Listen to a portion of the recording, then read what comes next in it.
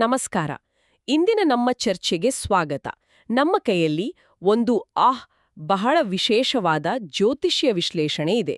ಇದು ನಿರ್ದಿಷ್ಟವಾಗಿ ಮಿಥುನ ರಾಶಿಯವರ ಜೀವನದಲ್ಲಿ ಬರಲಿರುವ ಒಂದು ಬಿರುಗಾಳಿಯಂತಹ ಸಮಯದ ಬಗ್ಗೆ.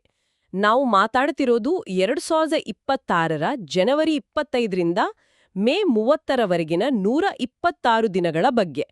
ಈ ಅವಧಿಯಲ್ಲಿ ರಾಹುವಿನ ಸಂಚಾರದಿಂದ ಮಿಥುನ ರಾಶಿಯವರ ಜೀವನ ಒಂದು ರೀತಿ ಟರ್ಬೋ ಮೋಡ್ಗೆ ಹೋಗಲಿದೆ ಅಂತ ಈ ವಿಶ್ಲೇಷಣೆ ಹೇಳುತ್ತೆ. ಹಾಗಿದ್ರೆ ಈ ಟರ್ಬೋ ಮೋಡ್ ಅಂದ್ರೆ ಏನು? ಬನ್ನಿ ಇದರ ಆಳಕ್ಕೆ ಇಳಿಯೋಣ. ಹೌದು, ಟರ್ಬೋ ಮೋಡ್ ಅನ್ನೋದು ಇದಕ್ಕೆ ಒಂದು ಪರ್ಫೆಕ್ಟ್ ಪದ. ಈ 126 ದಿನಗಳನ್ನು 3 ಪದಗಳಲ್ಲಿ ಹೇಳೋದಾದ್ರೆ ವೇಗ, ಬದಲಾವಣೆ ಮತ್ತು ಪರೀಕ್ಷೆ. ಇದು ಸುಮ್ಮನೆ ಸಣ್ಣಪುಟ್ಟ ಬದಲಾವಣೆ ತರುವ ಸಮಯವಲ್ಲ, ಬದಲಿಗೆ ಜೀವನದ ಗಾಡಿಯನ್ನೇ ಒಂದು ಹೊಸ ದಿಕ್ಕಿಗೆ ತಿರುಗಿಸುವಂಥ ಮಹತ್ವದ ಘಟ್ಟ ಅಂತ ಹೇಳ್ಬೋದು. ಓಕೆ, ಇದನ್ನ ಸ್ವಲ್ಪ ಬಿಡಿಸಿ ಹೇಳಿ. ಈ 126 ದಿನಗಳಲ್ಲೇ ಅಂಥದ್ದೇನಿದೆ? ರಾಹುವಿನ ಬೇರೆ ಸಂಚಾರಗಳಿಗಿಂತ ಇದು ಯಾಕೆಷ್ಟು ಸ್ಪೆಷಲ್? ಒಳ್ಳೆ ಪ್ರಶ್ನೆ. ನೋಡಿ, ಜ್ಯೋತಿಷ್ಯದಲ್ಲಿ ರಾಶಿಚಕ್ರ ಮತ್ತು ನವಾಂಶ ಚಕ್ರ ಅಂತ 2 ಇರುತ್ತೆ. ಇದನ್ನ ಸರಳವಾಗಿ ಅರ್ಥ ಮಾಡ್ಕೋಬೇಕು ಅಂದ್ರೆ, ರಾಶಿಚಕ್ರ ನಿಮ್ಮ ಕಾರಿನ ಹೊರಗಿನ ಬಾಡಿ ಇದ್ದ ಹಾಗೆ, ಆದರೆ ನವಾಂಶ ಚಕ್ರ ಆ ಕಾರಿನ ಇಂಜಿನ್ ಇದ್ದ ಹಾಗೆ. ವಾವ್, ಸೂಪರ್ ಹೋಲಿಕೆ. ಅಂದ್ರೆ ಹೊರಗಿನ ನೋಟ ಮತ್ತು ಒಳಗಿನ ಶಕ್ತಿ. ಕರೆಕ್ಟ್. ಸಾಮಾನ್ಯವಾಗಿ ಗ್ರಹಗಳು ಒಂದರಲ್ಲಿ ಬಲವಾಗಿದ್ರೆ ಇನ್ನೊಂದರಲ್ಲಿ ದುರ್ಬಲವಾಗಿರ್ಬೋದು. ಆದರೆ ಈ 126 ದಿನಗಳಲ್ಲಿ ರಾಹು ಮಿಥುನ ರಾಶಿಯವರಿಗೆ 9ನೇ ಮನೆಯಲ್ಲಿ ರಾಶಿ ಮತ್ತು ನವಾಂಶ 2ರಲ್ಲೂ ಬಲಶಾಲಿಯಾಗಿರ್ತಾನೆ. ಓ, ಹಾಗಾಗಿ ಅಂದ್ರೆ ನಿಮ್ಮ ಕಾರಿನ ಬಾಡಿ ಮತ್ತು ಇಂಜಿನ್ ಎರಡೂ ಪವರ್ಫುಲ್ ಆಗಿದೆ. ಅದಕ್ಕೆ ಇದರ ಪರಿಣಾಮ ಇಷ್ಟು ತೀವ್ರವಾಗಿರುತ್ತೆ. ಓಹೋ, ಅದಕ್ಕೆ ಇದಿಷ್ಟು ಮುಖ್ಯ. ಹಾಗಾದ್ರೆ ಈ 9ನೇ ಮನೆ ಅಂದ್ರೆ ಏನು? ಅದರ ಜೊತೆಗೆ ರಾಹುವಿನ ಈ ನಂಟಿನ ಅರ್ಥವೇನು? ಜ್ಯೋತಿಷದಲ್ಲಿ ಶನಿವತ್ ರಾಹು ಅಂತಾರೆ. ಅಂದ್ರೆ ರಾಹು ಶನಿಯ ಹಾಗೆ ಫಲ ಕೊಡುತ್ತಾನೆ. ಶನಿ ಅಂದ್ರೆ ಏನು? ಶಿಸ್ತು, ಕಠಿಣ ಪರಿಶ್ರಮ ಮತ್ತು ಕರ್ಮ. ಮಿಥುನ ರಾಶಿಯವರಿಗೆ ರಾಹು ಇರೋದು 9ನೇ ಮನೆಯಲ್ಲಿ. ಈ ಮನೆ ಅಂದ್ರೆ ಭಾಗ್ಯ, ಉನ್ನತ ಶಿಕ್ಷಣ, ವಿದೇಶಿ ಪ್ರಯಾಣ, ಗುರುಗಳು ಮತ್ತು ನಮ್ಮ ಜೀವನದ ತತ್ವಗಳು. ಸೊ ರಾಹು ಕೊಡುವ ವೇಗದ ಅವಕಾಶಗಳಿಗೆ ಶನಿಯ ಶಿಸ್ತು ಮತ್ತು ನ್ಯಾಯದ ಒಂದು ಲೇಯರ್ ಸೇರ್ಕೊಳ್ಳುತ್ತೆ. ಅಂದ್ರೆ ಸುಲಭದ ದಾರಿ ಇಲ್ಲಿ ನಡೆಯಲ್ಲ, ಪರಿಶ್ರಮ ಹಾಕಿದ್ರೆ ಮಾತ್ರ ಫಲ ಸಿಗೋದು. ವಾವ್, ಇದು ಕೇಳೋಕೆ ಥ್ರಿಲ್ಲಿಂಗ್ ಆಗಿದೆ. ಟೋರ್ಬೋ ಮೋಡ್ ಅಂದ್ರೆ ನಮ್ಮ ಕೆರಿಯರ್ ಗಾಡಿಗೆ ಇದ್ದಕ್ಕಿದ್ದಂತೆ ನೈಟ್ರೋ ಬೂಸ್ಟರ್ ಸಿಕ್ಕಿದ ಹಾಗೇನಾ?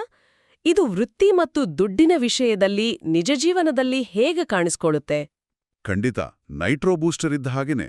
ವೃತ್ತಿ ಜೀವನದಲ್ಲಿ ಎಲ್ಲವೂ ಫಾಸ್ಟ್ ಆಗತ್ತೆ. ಆಲೋಚನೆಗಳು ಫಾಸ್ಟ್, ನಿರ್ಧಾರಗಳು ಫಾಸ್ಟ್, ಪ್ರಯಾಣಗಳು ಫಾಸ್ಟ್. ಇದ್ದಕ್ಕಿದ್ದಂತೆ ದೊಡ್ಡ ದೊಡ್ಡ ಲಾಂಗ್ ಟರ್ಮ್ ಪ್ರಾಜೆಕ್ಟ್ಗಳು ನಿಮ್ಮನ್ನು ಹುಡುಕೊಂಡ್ ಬರ್ಬೋದು. ಹೌದಾ? ಹೌದು.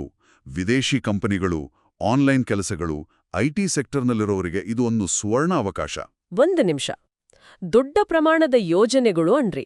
ಹಾಗಾದ್ರೆ ಸಣ್ಣಪುಟ್ಟ ಕೆಲಸ ಮಾಡೋವರಿಗೆ ಅಥವಾ ಈಗ ತಾನೇ ಕೆರಿಯರ್ ಶುರು ಮಾಡಿದವರಿಗೆ ಇದು ಅಷ್ಟು ಒಳ್ಳೆ ಸಮಯ ಅಲ್ವಾ? ಹಾಗಲ್ಲ, ಅವರಿಗೂ ಅವಕಾಶಗಳಿವೆ. ಆದರೆ ಫೋಕಸ್ ದೊಡ್ಡ ಗುರಿಗಳ ಮೇಲೆ ಇರುತ್ತೆ. ಉದಾಹರಣೆಗೆ, ಒಬ್ಬ ಫ್ರೀಲ್ಯಾನ್ಸರ್ ಸಣ್ಣ ಪ್ರಾಜೆಕ್ಟ್ಗಳನ್ನು ಮಾಡ್ತಿದ್ರೆ ಇದ್ದಕ್ಕಿದ್ದಂತೆ ಅವರಿಗೆ 6 ತಿಂಗಳ ಅಂತಾರಾಷ್ಟ್ರೀಯ ಪ್ರಾಜೆಕ್ಟ್ ಸಿಗ್ಬೋದು. ಇಲ್ಲಿ ವೇಗ ಎಷ್ಟಿರುತ್ತೆ ಅಂದ್ರೆ, ಈಗ ಮಾಡ್ತಿರೋ ಕೆಲಸದಲ್ಲಿ ತೀವ್ರ ಅಸಮಾಧಾನ ಶುರುವಾಗಿ ಸಾಕು, ಇಲ್ಲಿಂದ ಹೊರಗೆ ಹೋಗಬೇಕು, ಹೊಸ್ತೇನಾದ್ರೂ ಮಾಡಬೇಕು ಅನ್ನೋ ತುಡಿಪ ಹುಚ್ಚೆದ್ದು ಕುಣಿಯುತ್ತೆ. ಆದರೆ ಈ ವೇಗದಲ್ಲಿ ಒಂದು ಅಪಾಯವೂ ಇದೆ ಅಲ್ವಾ?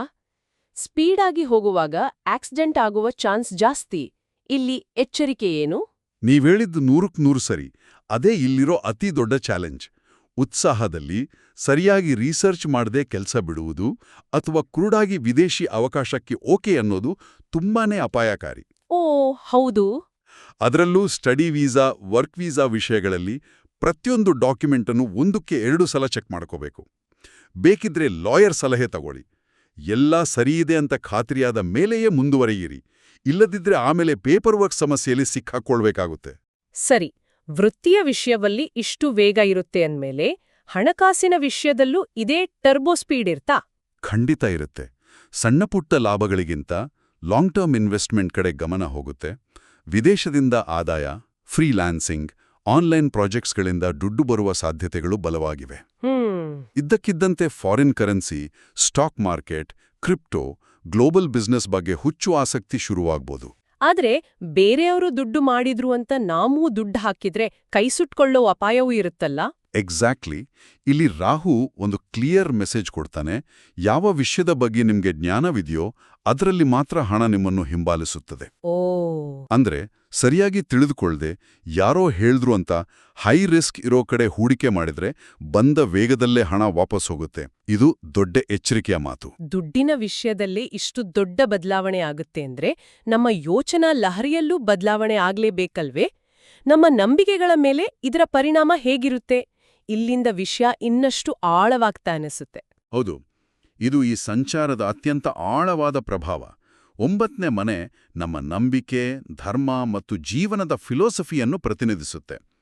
ರಾಹು ಅಲ್ಲಿ ಬಂದಾಗ ನಮ್ಮ ಹಳೆಯ ನಂಬಿಕೆಗಳನ್ನು ಅಲುಗಾಡಿಸ್ಬಿಡ್ತಾನೆ. ನಾನೇಕೆ ಹೀಗೆ ನಂಬಬೇಕು? ಇದೊಂದೇ ದಾರಿಯೇ? ಬೇರೆ ದಾರಿಗಳಿಲ್ವೇ? ಅನ್ನೋ ಥರದ ಪ್ರಶ್ನೆಗಳು ಮನಸ್ಸಿನಲ್ಲಿ ಸುಳಿದಾಡಲು ಶುರುವಾಗುತ್ತವೆ. ಅಂದ್ರೆ ಇದು ಒಂದು ರೀತಿ ನಮ್ಮ ಆಂತರಿಕ GPS ಅನ್ನು ರೀಕ್ಯಾಲಿಬ್ರೇಟ್ ಮಾಡುವ ಸಮಯನಾ? ಪರ್ಫೆಕ್ಟಾಗಿ ಹೇಳಿದ್ರಿ. ಇದು ಎರಡೂ ರೀತಿಯಲ್ಲಿ ಕೆಲಸ ಮಾಡಬಹುದು. ಒಂದು ಕಡೆ ಇದು ಪಾಸಿಟಿವ್ ಆದ ಹುಡುಕಾಟಕ್ಕೆ ದಾರಿ ಮಾಡಿಕೊಡಬಹುದು. ಆಧ್ಯಾತ್ಮಿಕತೆ, ಧ್ಯಾನ, ಜ್ಯೋತಿಷ್ಯದಂತಹ ಗೂಢ ವಿದ್ಯೆಗಳ ಬಗ್ಗೆ ಆಸಕ್ತಿ, ಪುಣ್ಯಕ್ಷೇತ್ರಗಳಿಗೆ ಯಾತ್ರೆ ಮಾಡುವ ಮನಸ್ಸು, ಹೀಗೆಲ್ಲ ಆಗಬಹುದು. ಆದ್ರೆ ಇದರ ಇನ್ನೊಂದು ಮುಖವೂ ಇದೆ ಅಂತ ಮೂಲ ವಿಶ್ಲೇಷಣೆಯಲ್ಲಿ ಹೇಳಲಾಗಿದೆ. ಮಾಯೆ ಅನ್ನೋ ಪದ ಬಳಸಿದ್ದಾರೆ. ಅದರ ಬಗ್ಗೆ ಸ್ವಲ್ಪ ವಿವರಿಸಿ. ಈ ಮಾಯೆ ಅಂದ್ರೆ ಏನು? ಸರಿ, ಇದನ್ನ ಗಮನದಲ್ಲಿಟ್ಕೊಳ್ಳೇಬೇಕು. ರಾಹು ಮಾಯೆಯನ್ನು ಸೃಷ್ಟಿಸಬಲ್ಲ. ಅಂದ್ರೆ ಇನ್ನೊಂದು ಕಡೆ ನಕಲಿ ಗುರುಗಳು, ಸುಳ್ಳು ಭರವಸೆ ಕೊಡುವ ಮೋಟಿವೇಶನಲ್ ಸ್ಪೀಕರ್ಗಳು ಓ ಮತ್ತು ಒಂದೇ ತಿಂಗಳಲ್ಲಿ ನಿಮ್ಮ ಲೈಫ್ ಚೇಂಜ್ ಮಾಡ್ತೀನಿ ಅಂತ ಹೇಳುವ ಮೋಸದ ಟ್ರೈನರ್ಗಳ ಕಡೆಗೆ ವಿಪರೀತ ಆಕರ್ಷಣೆ ಉಂಟಾಗಬಹುದು. ಅವರ ಮಾತುಗಳು ಕೇಳಲು ತುಂಬಾ ಇಂಪ್ರೆಸಿವ್ ಆಗಿರುತ್ತವೆ.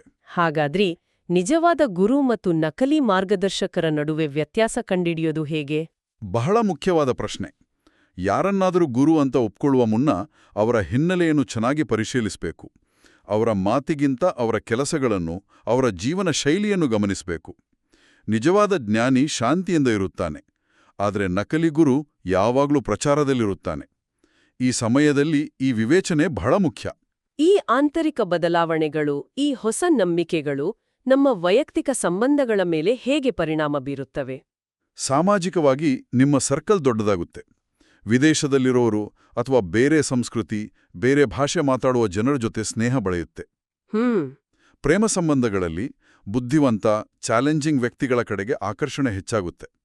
ಆದರೆ ಇಲ್ಲೂ ರಾಹುವಿನ ಗೊಂದಲ ಇದೆ. ಒಂದೇ ಸಮಯದಲ್ಲಿ ಹಲವು ಆಯ್ಕೆಗಳು ಮುಂದೆ ಬಂದು ಯಾರನ್ನೋ ಆಯ್ಕೆ ಮಾಡಿಕೊಳ್ಬೇಕು ಅನ್ನೋ ಕನ್ಫ್ಯೂಷನ್ ಶುರುವಾಗ್ಬೋದು. ಹಾಗಾದ್ರೆ ದಾಂಪತ್ಯ ಜೀವನದಲ್ಲಿರುವವರ ಕಥೆಯೇನು? ಅಲ್ಲೂ ಪರೀಕ್ಷೆನಾ? ಹೌದು, ಇದೊಂದು ಪರೀಕ್ಷೆಯ ಸಮಯ. ಸಂಗಾತಿ ಅಭಿಪ್ರಾಯವನ್ನು ಗೌರವಿಸಿ ಹೊಸ ವಿಷಯಗಳನ್ನು ಒಟ್ಟಾಗಿ ಕಲಿತರೆ ಸಂಬಂಧ ಇನ್ನಷ್ಟು ಗಟ್ಟಿಯಾಗುತ್ತೆ. ಆದರೆ ನಾನ್ ಹೇಳಿದ್ದೇ ಸರಿ, ನನ್ನ ದಾರಿಯೇ ಸರಿ ಅನ್ನೋ ಹಠ ಬಂದ್ರೆ ಸಣ್ಣಪುಟ್ಟ ವಿಚಾರಗಳಿಗೂ ನಂಬಿಕೆ ಮತ್ತು ತತ್ವಗಳ ಬಗ್ಗೆ ದೊಡ್ಡ ಜಗಳಗಳಾಗಬಹುದು. ಹೌದು. ಇಲ್ಲಿ ಕಮ್ಯುನಿಕೇಷನ್ ಬಹಳ ಮುಖ್ಯವಾದ ಪಾತ್ರ ವಹಿಸುತ್ತೆ. ಜೀವನದ ಅತಿ ದೊಡ್ಡ ನಿರ್ಧಾರಗಳನ್ನು ತೆಗೆದುಕೊಳ್ಳುವ ವಿದ್ಯಾರ್ಥಿಗಳಿಗೆ ಈ ಅವಧಿ ನಿರ್ಣಾಯಕ ಅನಿಸುತ್ತೆ. ನಮ್ಮ ಕೇಳುಗರಲ್ಲಿರೋ ವಿದ್ಯಾರ್ಥಿಗಳು ಈಗ ಸ್ವಲ್ಪ ಟೆನ್ಷನ್ ಆಗಿರಬಹುದು. ಅವರಿಗೆ ಏನು ಸಂದೇಶವಿದೆ? ಖಂಡಿತ, ವಿದ್ಯಾರ್ಥಿಗಳಿಗೆ ಇದು ಕ್ರಿಟಿಕಲ್ ಟೈಮ್. ಉನ್ನತ ಶಿಕ್ಷಣ, ರಿಸರ್ಚ್, ವಿದೇಶದಲ್ಲಿ ಓದುವುದು, ಎಂಟ್ರನ್ಸ್ ಎಕ್ಸಾಮ್ಸ್, ಈ ಎಲ್ಲದಕ್ಕೂ ಸಂಬಂಧಪಟ್ಟಂತೆ ಮುಖ್ಯ ನಿರ್ಧಾರಗಳನ್ನು ತೆಗೆದುಕೊಳ್ಳಲು ಇದು ಒಳ್ಳೆ ಸಮಯ. ಓಕೆ. ಆದ್ರೆ ಇಲ್ಲೂ ರಾಹುವಿನ ಗೊಂದಲ ತಪ್ಪಿದ್ದಲ್ಲ. ಯಾವ ಕೋರ್ಸ್ ತಗೊಳ್ಳಿ, ಯಾವ ಕಾಲೇಜ್ ಬೆಸ್ಟ್, ಯಾವ ದೇಶಕ್ಕೆ ಹೋಗ್ಲಿ, ಹೀಗೆ ನೂರಾರು ಆಯ್ಕೆಗಳು ಮುಂದೆ ಬಂದು ತಲೆ ಕೆಡಿಸಬಹುದು. ಈ ಕನ್ಫ್ಯೂಷನ್ನಿಂದ ಹೊರಬರಲು ಏನಾದ್ರೂ ಸಿಂಪಲ್ ಟಿಪ್ಸ್ ಇದೆಯಾ? ಖಂಡಿತ ಇದೆ.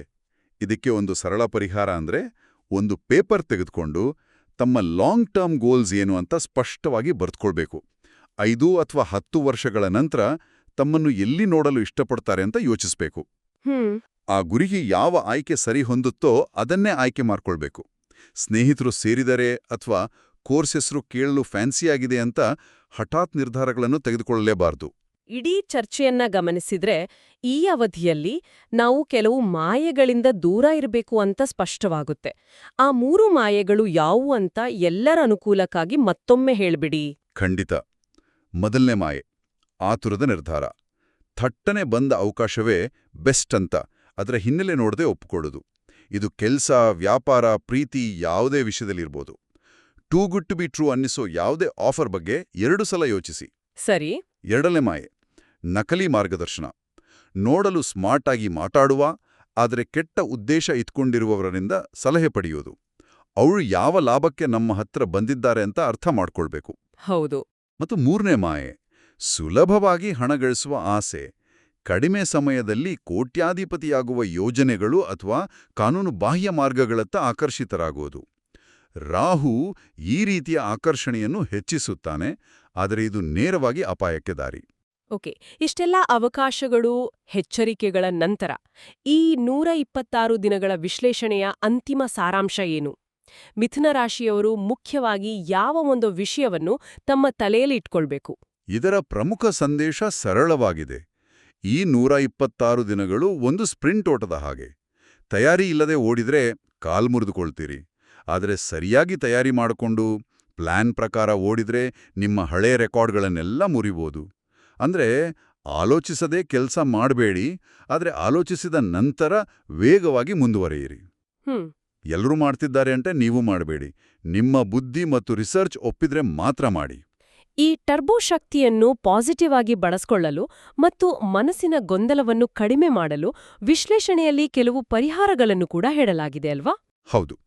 ಮನಸ್ಸನ್ನು ಸ್ಥಿರವಾಗಿಡಲು ಪ್ರತಿದಿನ ಸಂಜೆ, ಅದರಲ್ಲೂ ಬುಧವಾರ ಅಥವಾ ಶನಿವಾರ, ಓಂ ರಾಮ್ ರಾಹವೇ ನಮಃ ಎಂಬ ಮಂತ್ರವನ್ನ 108 ಬಾರಿ ಜಪಿಸುವುದು ಒಳ್ಳೆಯದು ಅಂತ ಹೇಳಲಾಗಿದೆ.